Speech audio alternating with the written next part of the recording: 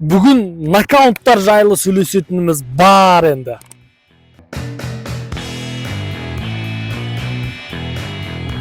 Ассалаумағалейкум құрметті достар, біз бүгін сіздермен бокс мотив арнасы арқылы байланыстамыз және бүгін біз сіздермен алыптар жайлы сөйлесеміз. Қазақ алыптары және де өзге әлем алыптары жайлы. Біздің алыптар жайлы айтатын болсақ, ең үлкен біздің жетістігіміз ол 2000 жылғы Сидней олимпиадасындағы Мұхтархан Ділдәбеков ағамыздың күміс жүлдесі. Одан кейін ондай жетістікке жете алған жоқпыз. Бұл жетістік біздің әзірге ауыр салмақтағы эталонымыз, яғни ең үлкен жетістігіміз. Енді одан кейін бізде 3 қола медаль болды. Оның екеуін 2012-2016 жылдары Иван Дучко алып берген болатын болса, ал 2021 жылы Токио олимпиадасында Қамшыбек Қоңқабаев бізге алып берген болатын. Ал одан кейін және оған дейін бізде үлкен ауыр салмақта ешқандай үлкен жүлделер болған жоқ. Әрине мен олимпиада жайлы айтып отырмын, ал әлем және Азия біріншіліктерінде тағы да медальдарымыз бар екені сөзсіз. Бірақ олимпиадада, әлемде емес, олимпиада және әлем чемпионымыз жоқ әлі. Түсінесіздер ме? Ауыр салмақта жоқ. Енді кеттік. Алыптарға келген кезде біздің қоятын талабымыз әрине күшті. Не үшін? Себебі біз батыр болдық, кезінде үлкен ірі тұлғалы біздің батырларымыз көп болды. Бірақ соған қарамастан бокс біздің ұлттық спорт бола тұра, жекпе-жек біздің қанымызға сіңген мықты спорт бола тұра, біз үлкендерден, алыптардан әлем чемпионы, олимпиада чемпионы шығара алмадық. Бұл арманды әрине Мұхтархан Ділдәбеков те, Иван Дучко да, Қамшыбек те армандағаны сөзсіз. Бірақ өкінішке орай оған біз жете алмадық. Енді қайтпек керек деп қоясың ғой жаңағы.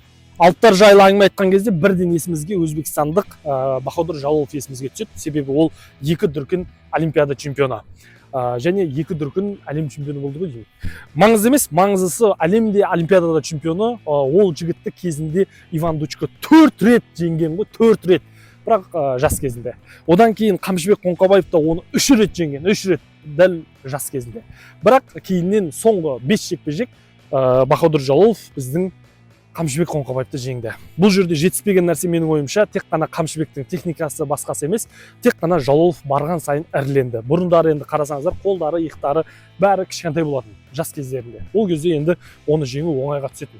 Оның бойының ұзындығына қарамастан, енді ол ары қарай ауыр салмақ болғаннан кейін салмаққа қарамайды ғой. 130 килосын ба, 180 килосын ба маңызды емес, маңыздысы сен сол жерге шығып төбелесіп беруің керексің. Біздің қазақтың төл спорты түйе палуан секілді ғой. Түйе палуанда да дәл сондай үлкен ауыр салмақтағылар бір-бірімен күресе беретін еді. Дәл солай бұл ауыр салмақта біз үшін енді арман болып тұр. Біздің алыптарымыздың ішінен Құдай қаласа жақын арада әлем чемпионы, олимпиада чемпионы шықса екен деген арман тілегіміз бар. Сіздің де осындай тілегіңіз болса, комментарийға жазып өтіңіз. Енді біз Қамшыбек жайлы айтатын болсақ, Қамшыбек жалпы біздің батырларды сынай беру әрине оңай. Олар неге чемпиондық менталитеті жоқ, олар кішкентай немесе бапкерлер кінәлі, немесе басқа кінәлі деп айта беру әрине оңай біз үшін. Бірақ енді бізге бұйырмай тұрған бақ бұл шын мәнісінде. Бұл жерде талқылап өтетін болсақ, комментарийлерде, яғни жанкүйерлер арасында Жан Касабутскийді қайтадан құрамаға шақыру, Иван Дучконы қайтадан құрамаға шақыру, Нұрсұлтан Аманжоловты қайтадан құрамаға шақыру деген сынды әңгімелер айтылатыны сөзсіз. Бірақ өздеріңіз білесіздер, Нұрсұлтан Аманжоловты Лазизбек 92 килограммға дейінгі олимпиада чемпионы, кешегі соңғы өткен олимпиада чемпионы өзбекстандық, соның өзі ұтып қойды. Яғни бұл жерден түсінетініміз, Нұрсұлтан Аманжолов әрине оның да кезінде осыдан бір 4-5 жыл бұрын бастаған кезде толыққанды осы кәсіпқой боксқа емес, әуесқой боксқа әуестенгенде осымен ауырып, осы жақта құрамада болғанда бәлкім Жалоловты жеңе алу мүмкін еді. Себебі денесінің ірілігі мен бойының ұзындығы жалпы соған келеді және соққысының мығымдығы да соған сәйкес келеді. Бірақ енді қазір кәсіпқой бокста жүрген кезде көбісі қолдау таппайды, уақытылы тренировка жасай алмайды, уақытылы өздеріне керекті витаминдерді қабылдай алмағаннан кейін әлсіреп кетуі әбден мүмкін. Енді одан кейін Жан Касабутский жайлы айтайық. Жан Касабутский де соңғы рет жеңілгеннен кейін қайтадан оралған жоқ. Бірақ Жан Касабутскийдің өзі де жасы келіп қалды негізі. Шамамен 34 жасқа келді. Оның өзі оңай жас емес. Иван Дучко да 34 жаста, оның өзі жасы келді. Қазір Жалолов екеуі қайтадан шығу мүмкін деген әрине ақпарат тарауда. Егер шығатын болса, мен әрине қолдаймын, бірақ өкінішке орай ішімізде сәл кірбің бар. Қазір Жалолов мықты болып кетті. Оны ашық мойындауымыз керек. Және Иван Дучко да бұрынғыдай бабында емес қазір. Бұрынғыдай техникасы жоғарғы деңгейде емес, бұрынғыдай физикасы қаншалықты деңгейде екенін анықтай алмаймыз. Себебі кәсіпқой бокстағы жекпе-жектердің барлығында ерте аяқтап қойып жатыр. Әрине ауыр соққысы бар, бірақ ол ауыр соққысы Жалоловты құлата ала ма, ол әрине белгісіз. Бұл жерде бір ғана біздің плюсіміз бар, ол қазақта жақсы сөз бар ғой, күшік кезінде талапсан дейді.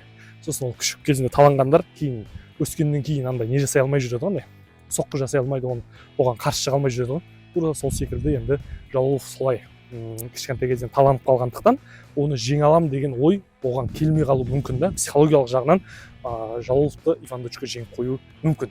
Ал сіз қалай ойлайсыз? Әрине комментарийға жазыңыз, біз сіздердің пікірлеріңіздің барлығын оқимыз.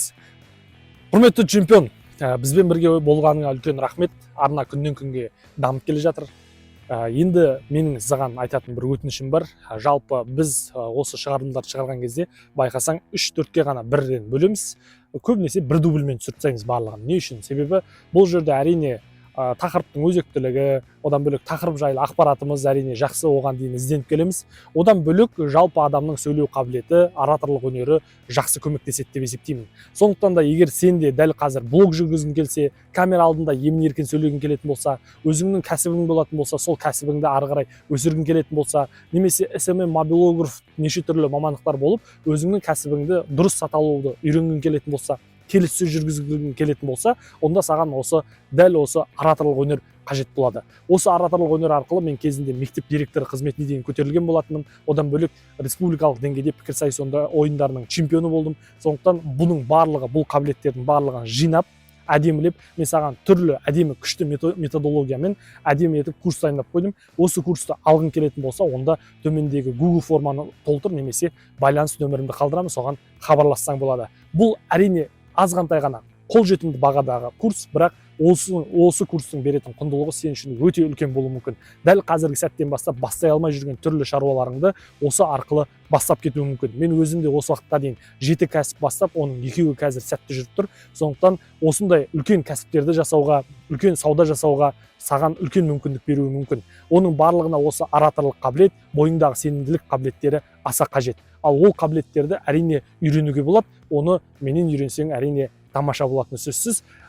Жалпы не істеу керек екендігін түсіндің. Егер ұнаса, егер бұл ақпарат саған қызықты болатын болса, әрине мен сені өзімнің WhatsApp нөмірімде күтемін.